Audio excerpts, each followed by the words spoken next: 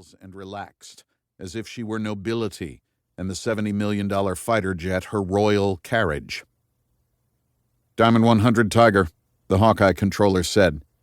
Doc saw Colt bring his oxygen mask to his face before answering. "Go ahead." "Got another one for you, bearing 350 degrees for 10 miles.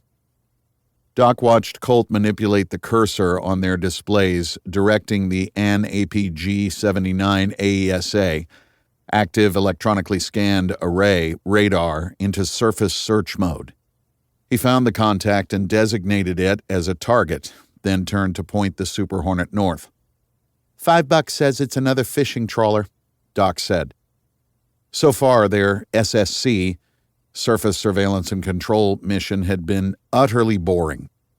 During the Cold War, carrier air wings employed the S-3B Viking with radar, sonar, and magnetic anomaly detection equipment to find and track surface and subsurface vessels.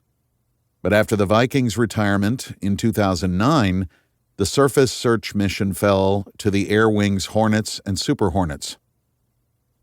"No way I'm taking that bet," Colt replied. Obviously, he agreed that their mission amounted to little more than a joyride without much tactical or strategic value. "Starting down." Doc reached up and clicked her oxygen mask into place, then craned to look around Colt's ejection seat as he nosed the Super Hornet over and made his approach toward the vessel from the stern. Doc could just make out the white froth of the vessel's wake, but the ship was still obscured from view. 1 mile, Colt said. Again, Doc reached across the cockpit and braced herself. As Colt increased his pull, puffs of vapor formed along the Super Hornet's lex, or leading edge extension, the wide flat surface along either side of the canopy that stretched back to the wings. Again, the jet hummed through the air, and Doc couldn't help but smile at her good fortune. "If only my dad could see me now." As the vessel came into view, she chuckled. "That's $5. I didn't take—" Colt fell silent, and Doc looked forward to see what had distracted the pilot. Suddenly, the jet banked hard to the right, and she caught sight of a dark object floating from right to left across the canopy. It disappeared under the lex and was followed a moment later by a sudden jolt and a sickening screech of metal. "What the hell was that?" But Colt didn't answer. "Engine left! Engine left!"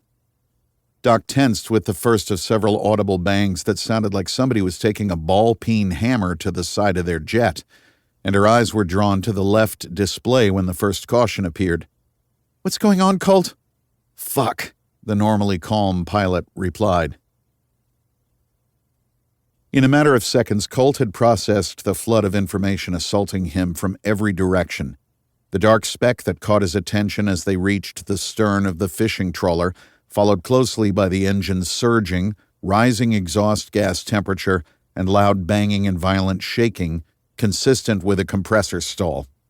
He didn't even need the cautions to help him diagnose the problem because the remedy was the same. Throttle affected engine, idle. He pulled the left throttle back while beginning a climbing turn away from the trawler to put altitude between them and the water. Speed is life. Altitude is life insurance. "What the hell was that, Colt?" Doc asked. "Looked like a drone," he said, but his focus was on his engine indications that showed a steady increase in temperature and decrease in RPM. Without thinking about it, he raised the left finger lift and pulled the throttle to off, cutting fuel to the engine. "A drone?" Colt understood Doc's confusion, but he had more important things to worry about. Foremost was the presence of a miniature drone flying in the middle of the East China Sea that brought back memories of a swarm of mysterious lights swirling around a Navy cruiser off the coast of Southern California. He had never learned what the lights actually were, but the memory of losing control of his F-35C Lightning II Joint Strike Fighter immediately after seeing the orbs was more than enough to give him a healthy dose of skepticism about unidentified aerial phenomena. "Diamond 100, Tiger, status?" Colt shook his head to clear away the memories. "Tiger, I'm declaring an emergency," he said, keeping his tone calm and measured. "We hit something and took damage to our left motor. I've shut it down." To keep listening to this audiobook, I've left you a link in the description so you can do it, at no cost thanks to Audible's 30-day free trial.